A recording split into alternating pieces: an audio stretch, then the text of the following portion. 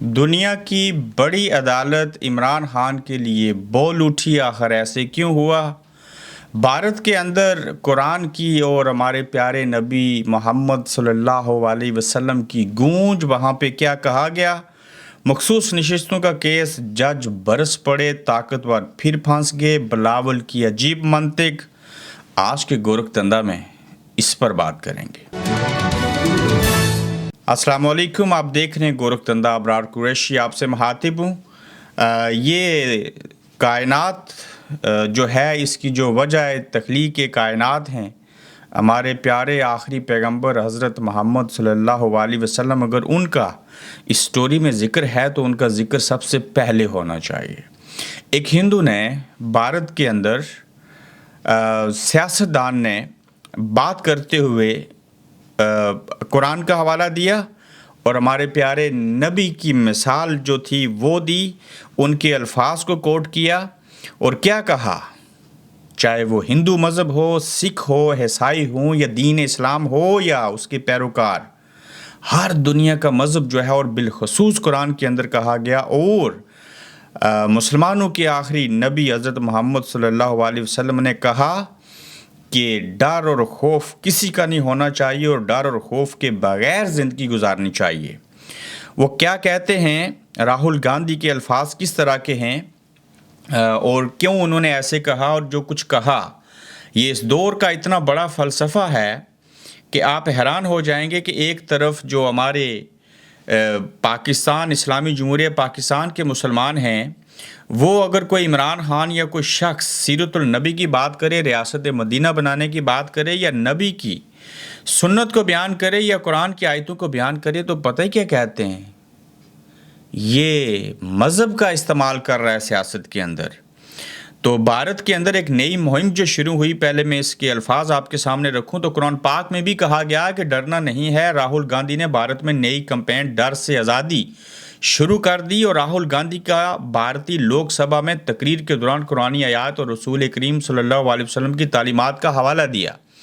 دوسری جانب آپ دیکھیے کہ ہمارے ہاں عام مسلمان تو کیا، مولانا فضل الرحمان جیسے لوگ بھی جو ہیں وہ اللہ سے نہیں ڈرتے اور چیزوں سے نہیں ڈرتے، وہ اسٹیبلشمنٹ جیسے طاقتوروں سے ڈر جاتے ہیں اور بولتے نہیں، اور یہ وقت ہے کہ ہمیں اپنے ایمان کا احتساب کرنا ہوگا۔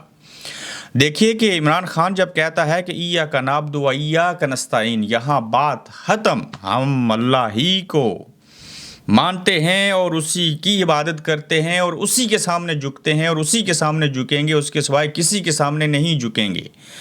تو اگر بھارت کے اندر ہمارے نبی کریم صلی اللہ علیہ وسلم کا ریفرنس دے کے، قرآن کا حوالہ دے کے، راہل گاندھی جیسا شخص یہ کہہ رہا ہے کہ کسی سے نہیں ڈرنا چاہیے، اور ڈر سے آزادی تک کی جو انہوں نے نئی کمپین شروع کی ہے اس میں انہوں نے یہ حوالہ دے دیا ہے، تو ہمارے سیاستدانوں کو کیا ہوا؟ ہمارے ملا کو کیا ہوا؟ مذہبی اسکالر کو کیا ہوا؟ اگر وہ بول اٹھیں تو عدت میں نکاح والا جو کیس ہے وہ تو ختم ہو جائے، لیکن ڈر ہے، خوف ہے۔ اس پاکستان کو، یہاں کے نظام کو دو طبقات نے، اب میں تین کہوں گا، انہوں نے تباہ و برباد کیا ہے۔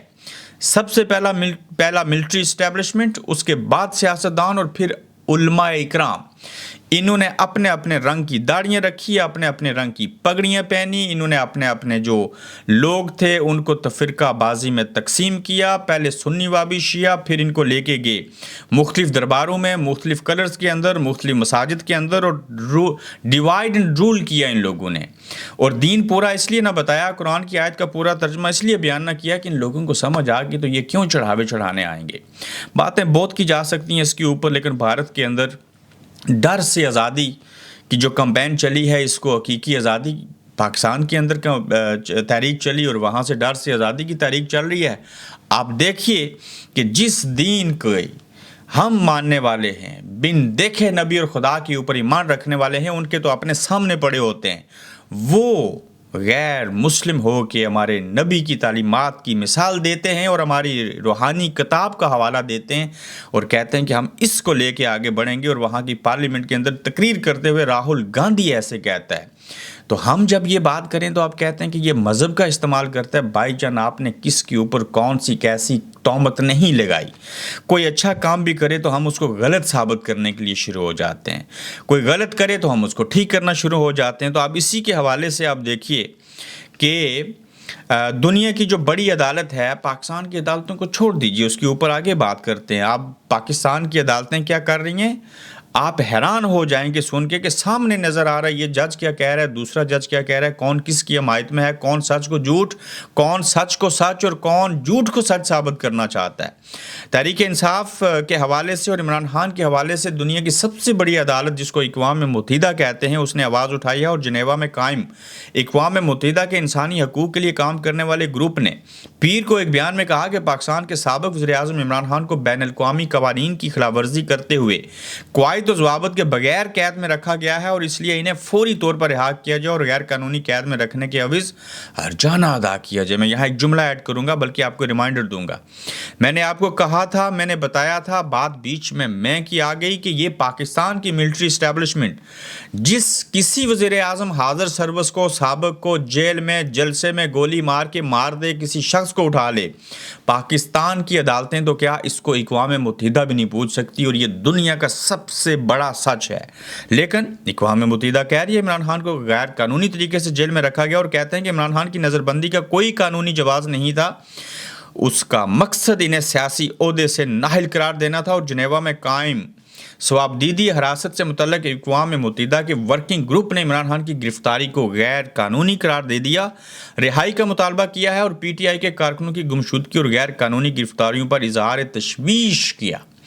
अब ये भले अक़वाम मुत्तहिदा बोलती रहे, अमेरिका आवाज़ उठाता रहे, पूरी दुनिया बोल उठे, सब कुछ हो जाए, जहाँ शर्म और हया ना हो, जहाँ गैरत ना हो, जहाँ आइन कानून और इंसाफ ना हो, जहाँ लोग होश में ना हों, जहाँ अवाम मदहोशी में पड़े हों और हमारे हुक्मरान जो हैं उनकी महसूस करने वाली हिस्स काम ना करे, उस मुल्क के अंदर तो बेबसी, मजबूरी, लाचारी और मायूसी और गुनाह फैलता है।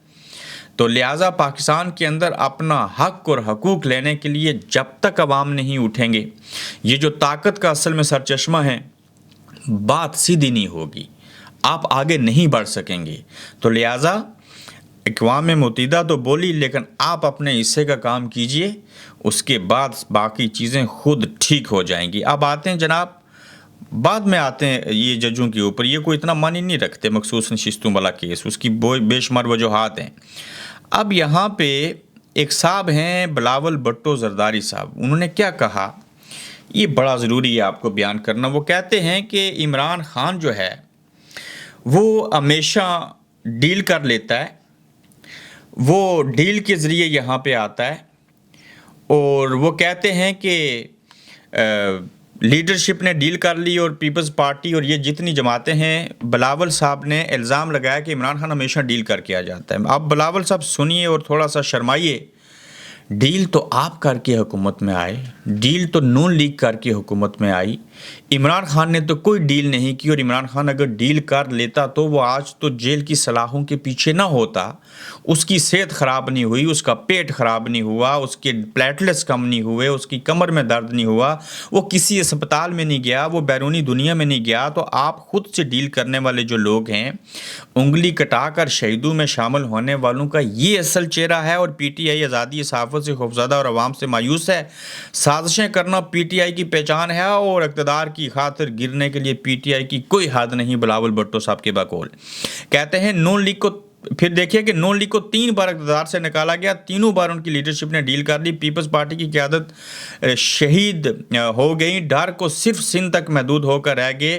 तहरीक इंसाफ को पहली बार इक़्तिदार से निकाला गया और उन्होंने ऐसी फाइट बैक की कि उनके दांतों से खून निकाल दिया और इस्टेब्लिशमेंट को इतने बुरे तरीके से PTI ने एक्सपोज किया कि मेरे पास वो जुमले और अल्फाज नहीं है जो मैं बयान कर सकूं, यानी कि नंगा और गंजा करके रख दिया इन्होंने। और ये डट के और खड़े रहे, आपने शहादतें देकर, कोड़े खाकर, फिर भी end of the day deal की, लेकिन इस शख्स ने इनको एक्सपोज किया है, इसने कोई डील नहीं की। अब आते हैं आखिरी नुक्ता, जल्दी से मैं 1 मिनट में इसको ख़त्म करता हूँ। मखसूस नशिस्तों का केस है, जज इलेक्शन कमीशन पर बरस पड़े और सुप्रीम कोर्ट सुन्नी इत्तेहाद कौंसिल की मखसूस नशिस्तों से मुतल्लिक केस की समात। अटॉर्नी जनरल, आपको बुनियादी सवाल को देखना होगा कि एक सियासी जमात को इलेक्शन कमीशन ने इलेक्शन से निकाल दिया। الیکشن کمیشن نے خود آئین کی یہ سنگین خلاف ورزی کی. بنیادی حقوق کے محافظ ہونے کے ناطے ہماری ذمہ داری نہیں ہے کہ اسے درست کریں. جسٹس عطر من اللہ کہتے ہیں میری گزارشات کے آخری حصے میں اس سوال کا جواب ہوگا. اٹارنی جنرل نے کہا. جسٹس منیب اختر نے ریمارکس دیتے ہوئے کہا کہ سوال یہ ہے کہ آزاد اراکین اتنی بڑی تعداد میں کہاں سے آئے. اصل مسئلہ الیکشن کمیشن کو غلطی کے سبب پیش آیا، لیکن کیا اس غلطی کو درست کرنا سپریم کورٹ کی یعنی کہ ہماری ذمہ داری نہیں ہے؟ میں جملے کو ایڈ کر کے اس میں ختم کرتا ہوں. یہ مخصوص نشستوں والا کیس جو ہے نا، اس کے اصل سیاق و سباق جانیے. اگر یہ مخصوص نشستیں پی ٹی آئی کو مل گئیں اور یہ فیصلہ آ گیا تو قاضی فائز عیسیٰ صاحب بھی گھر جائیں گے، ایکسٹینشن نہیں ملے گی. سید عاصم منیر صاحب آرمی چیف صاحب جو ہیں ان کو ایکسٹینشن نہیں ملے گی. شہباز شریف صاحب کی حکومت خطرے میں پڑ جائے گی. تو لہٰذا یہ لوگ اپنے پاؤں پہ کلاڑی کیوں ماریں گے؟ لیکن اسی کیوں کے ساتھ ججوں کو شعور آ چکا ہے، وہ پریشر میں نہیں آ رہے. وہ ہو سکتا ہے کہ فیصلہ 7-8 کسی طرح سے حق کے اوپر مبنی فیصلہ آ جائے. اور دوسری طرف جج بابر ستار نے طاقتوروں کو پریشان کیا. کہتے ہیں کہ جن لوگوں نے میری فیملی کی ویڈیو ریکارڈ کی پھر اس کو لیک کیا، ہم ٹویٹر کو لکھ رہے ہیں، ذمہ داران کو لکھ رہے ہیں، اور وہ جو انٹیلیجنس کے لوگ ہیں، اسلام آباد ہائی کورٹ کے جسٹس بابر ستار اور ان کی فیملی کا ذاتی ڈیٹا لیک ہوا اور ٹویٹر ڈیٹا لیک کرنے والے کی اکاؤنٹ کی شناخت میں معاونت کی جائے. اگر منظم مہم تھی تو لنکس کے حوالے سے بھی معاونت کرے. اور رجسٹرار اسلام آباد ہائی کورٹ کا وزارت خارجہ کے ذریعے ٹویٹر کے چیف لیگل افیسر کو خط لکھا گیا. خط میں ٹویٹر سے پاکستانی تحقیقاتی ادارے کو متعلقہ معلومات کی فراہمی کی استدعا کی گئی. یعنی کہ بابر ستار صاحب پیچھے پڑے ہیں، وہ پیچھے ہٹنے والے نہیں اور ان کو چھوڑنے والے نہیں. اپنا خیال رکھیے گا، اپنا فیڈ بیک دیجیے گا. جلد آپ سے انشاءاللہ پھر ملاقات ہوگی. آپ دیکھ رہے ہیں گورکھ دھندا ابرار قریشی کے ساتھ.